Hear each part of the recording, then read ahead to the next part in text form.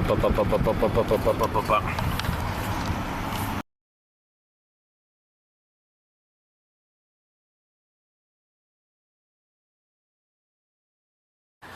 everyone, welcome back to Pine Hollow Auto Diagnostics. Guess what I have behind me? A 1995 Buick Riviera Supercharged. Pretty sweet. Customer complaint is, well, it's been sitting here for a long time. It has some kind of misfire, but the battery is completely dead. And by completely, I mean 0.9 volts. So let's see if we can start it up with a boost pack, see if the alternator's working, see if the battery has any life left in it at all. I doubt it. We're using the Audu jump pack.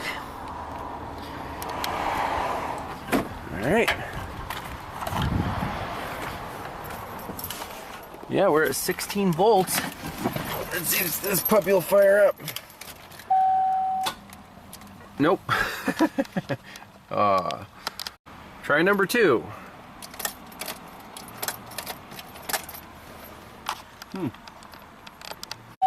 Try number 3. I love the way GMs start up. Half a crank, boom. Actually feels pretty good. 15.2 volts.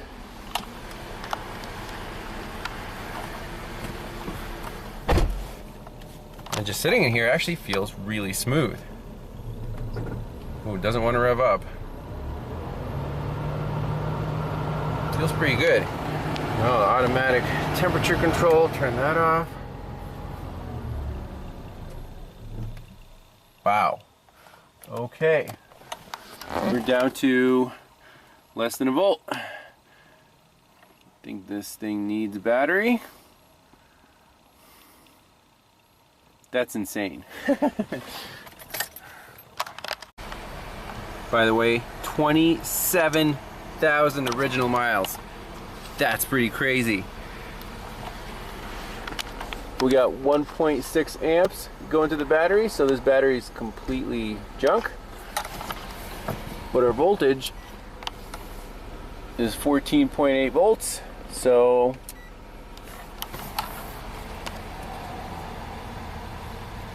okay, I'm starting to feel a little slight misfire idle. Considering low miles, I mean, this thing's been sitting for 30 years. Well, 1,000 miles a year. Yep. I'm thinking injector flow test.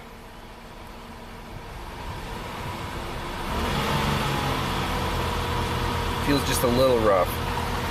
But not a dead misfire.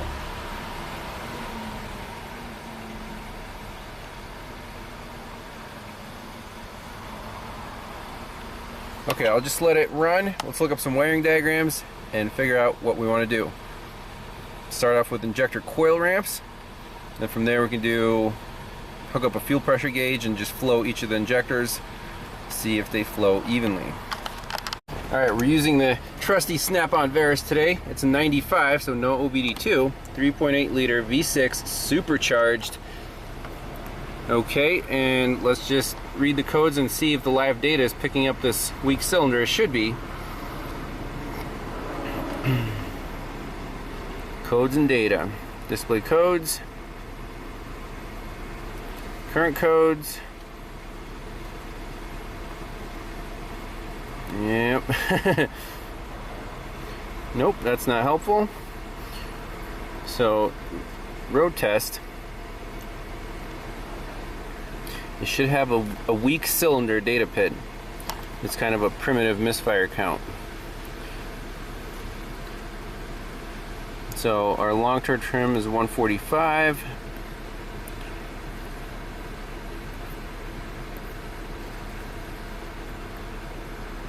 Weak cylinder number 4. Bingo.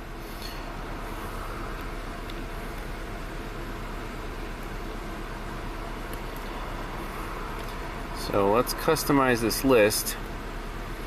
RPM, oxygen sensor, fuel trim, long-term trim,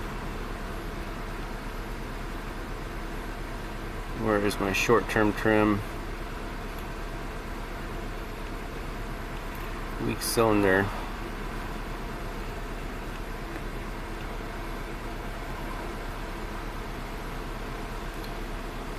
Let's just do those. List view.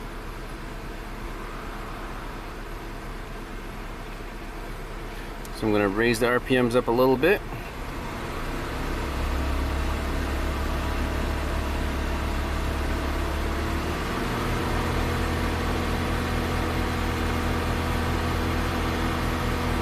So 128 is zero trim.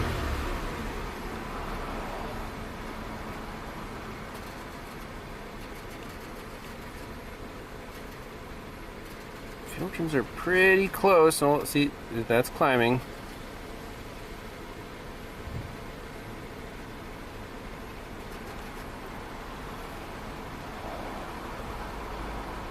Oxygen sensor switching.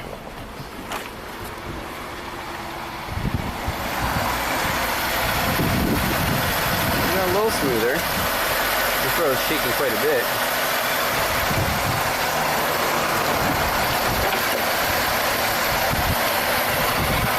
Not bad.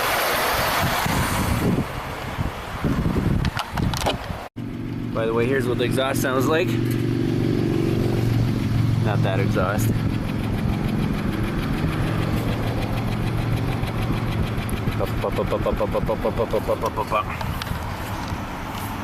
All right, let's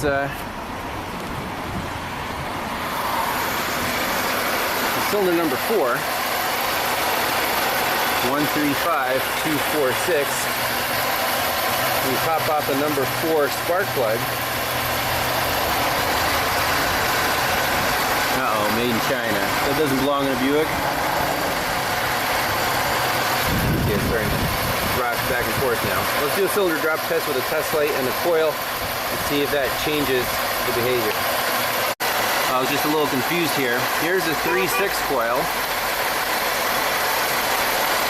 This is it says 1.4, but it's actually 2.5, and then the 1.4 is down here. That's the made in China. So they've been trying to deal with this Misfire for a while, looks like. Let's pull off the number 4 spark plug wire and see if there's a spark. All right, test light the battery ground. Pull off number 4.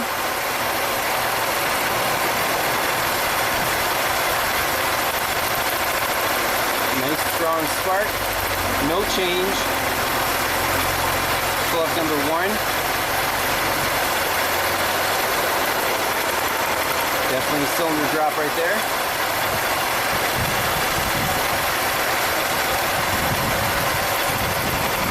Notice the engine gets smoother because that's a companion cylinder. So we're definitely going after number 4 back here. And number 4 injector, the wire looks stripped out. Might be a little melted. Now what's going on back here? Well, let's do some checks right back here before we try to go for that number 4 spark plug. Alright, so with the test light, someone already peeled back the insulation, so I just want to see if there's power going to this injector. There is. Let's throw a scope on the control side right here. So we can compare to, number 2 or something, and just see if these injectors are being controlled. Well, what do we see here? For channel 1, it's cylinder number 2, injector control wire. Channel 2, it's cylinder number 4. Let's put a trigger on channel A.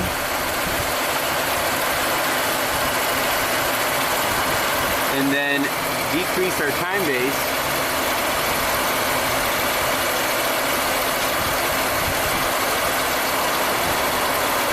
So that is a good injector waveform.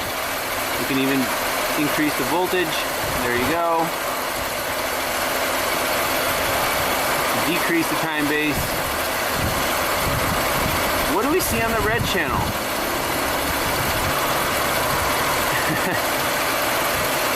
One, 2, 3, 4, 5.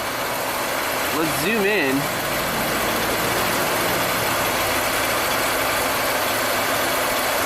Wow.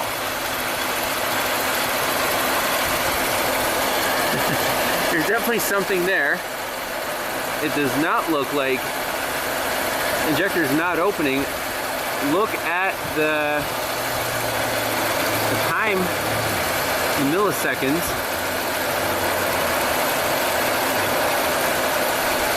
Sorry about the glare. Delta is 167 microseconds, 0.1 milliseconds. Now, my question is, are these injectors group fired or is this sequential? And B, what are the resistances of these injectors? Is the computer trying to save itself? It maybe tries to fire and the current's too big? Let's shut this thing off, get a wiring diagram, and do a couple checks. Hopefully the computer driver is not burned out. It doesn't look like it is because it's trying, but it's not firing. You know, it's firing 1 out of 6 times that the number 1 injector is firing, which is crazy.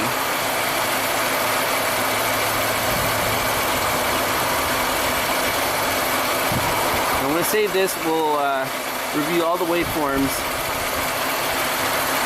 put them on all on Google Drive so you can follow along. Alright, got my amp clamp. 1 volt is 10 amps. On the control wire,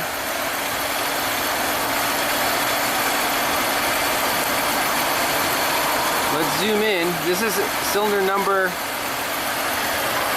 2. If you zoom in right here, you'll see it's aligned with the number 2 control wire. And let's just measure.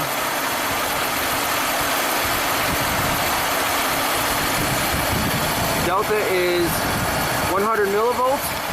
That's 1 amp. That's a known good, so I'm gonna save this picture. Then we're gonna go injector number 2. All right, so let's move the amp clamp to injector number 4 now. We're gonna want to go this way so that current is flowing on the control wire through the amp clamp that way. Let's record the screen.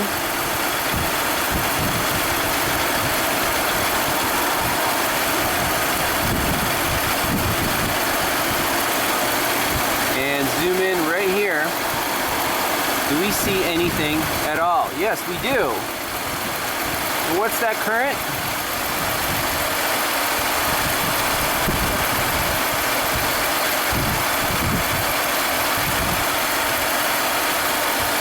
Delta is 26 millivolts, not 100 millivolts like the other one was.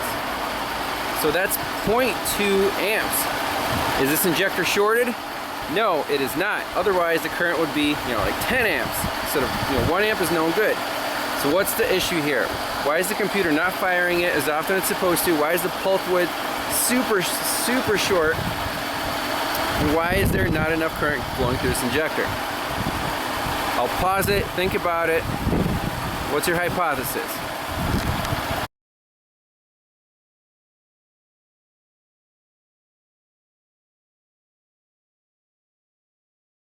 Alright, so my hypothesis is that control wire somewhere along the line is shorted to the power feed. And the computer is trying to pull it down, but boom, too much current's going through. Not through the injector, just from wire to wire somewhere in the harness.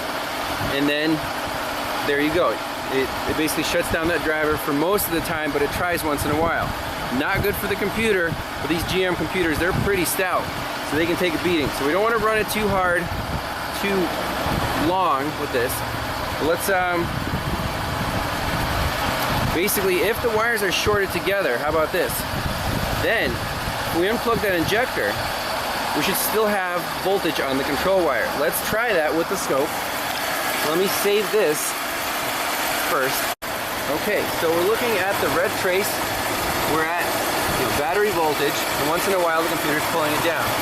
When I unplug injector number 4, I bet that red trace is not going to change much at all. So here we go.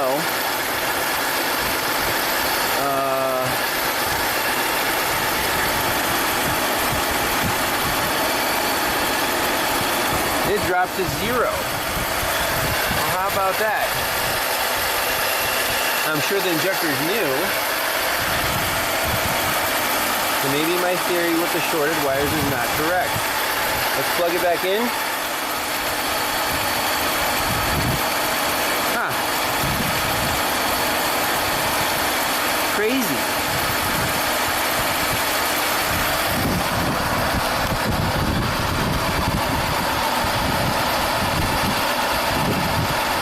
Not a shorted harness. So either a bad computer or we need to check cam and crank. This is a sequentially fired engine. If there's something messed up with like the reluctor wheel, it might do this. Alright, so we gathered some data. The misfire in cylinder 4 is definitely due to a problem with the injector control. It's only being pulsed once every 6 cycles, and why is that? And the pulse width is super short, like 0.1 milliseconds. So the computer driver is trying to do something, but it's not doing the right thing as compared to cylinder number 2. Okay, we have to check the inputs. The cam and the crank are key here, and to get known good waveforms, actually a great place to go is the Veris component test meter.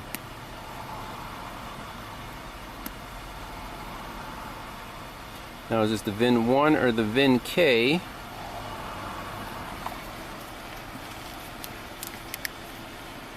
This is the VIN 1.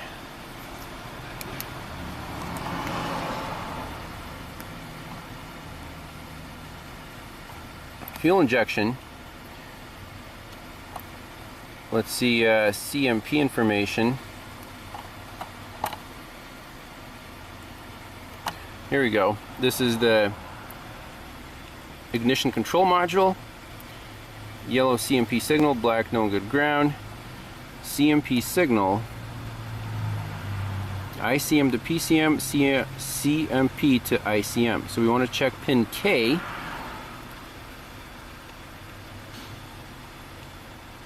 So that wire there.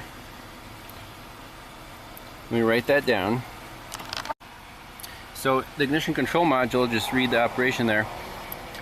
18X and 3X signal for coil firing sequence and timing during cranking, bypass mode. ICM sends a 3X signal to PCM and receives a 3X IC control EST signal from PCM for timing control. ICM also sends an 18X signal and a CMP signal to the PCM for RPM and sequential fuel injection. Okay, very cool. So basically 6 wires. We got 18X, 3X, and CMP going from the ICM to the PCM, and then the raw signals 18X, 3X, and CMP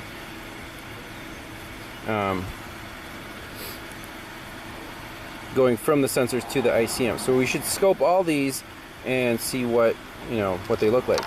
And all of a sudden the engine got smooth. We have injector pulse at number 4. Oh, there it goes again. Let's back up. See where it just spontaneously, right there, it was nothing, nothing, nothing, and then good injector pulse. So 21, 22, 23. Let me save those captures. So you just start firing for no reason. It missed a couple right there, and it's firing again. Crazy. So right there, the injector pulse width is perfectly fine. 2.5 milliseconds. Let's put a current clamp back on there. So the 18X, the 3X, and the cam signal look beautiful. That's from the ICM to the PCM, so there's no reason to check inputs. Let me put a current clamp on there when it's happy. To check it out, when the injector does fire, perfect current ramp, about one amp. Everything's just beautiful. And then it fired 3 times there, and then boom, again, no pulse width, low current. Yeah, this is looking like a bad PCM. So one more check I wanted to do is put a current clamp on the injector fuse. So all fuel injectors are controlled by this injector 15 amp fuse in the dash. And put that in the scope and correlate it with this missing injector pulse. You can see there's 5 good humps. and one missing one.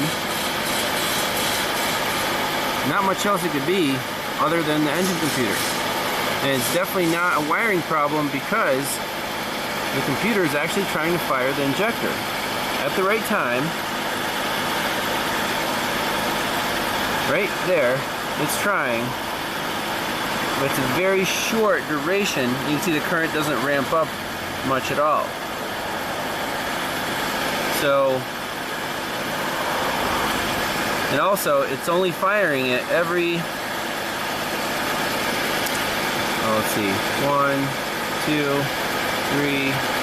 It's very repeatable.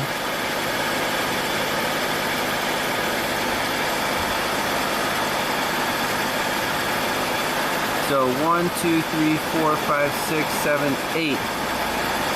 8 groups between it trying to fire that injector.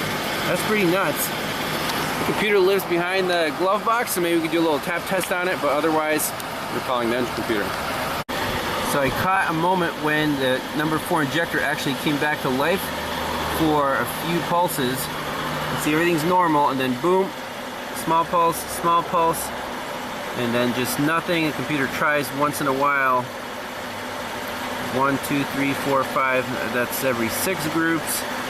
Then 1, 2, 3, 4, 5, 6 every 7 groups. So no rhyme or reason there. For bonus footage, let's try to find this engine computer, but that's my final call right now. Needs a new ECM with only 25,000 miles.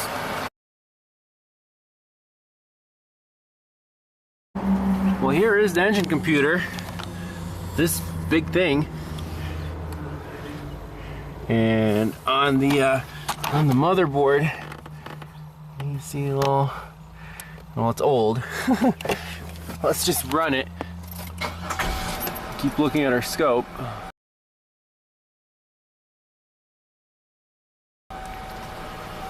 And just, I don't know, bump this thing to see if anything changes.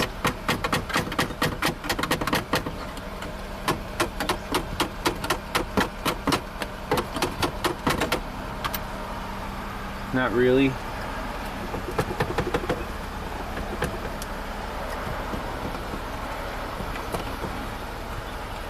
I wonder why sometimes the pulse comes back, but that's just a curiosity. This thing is definitely not happy.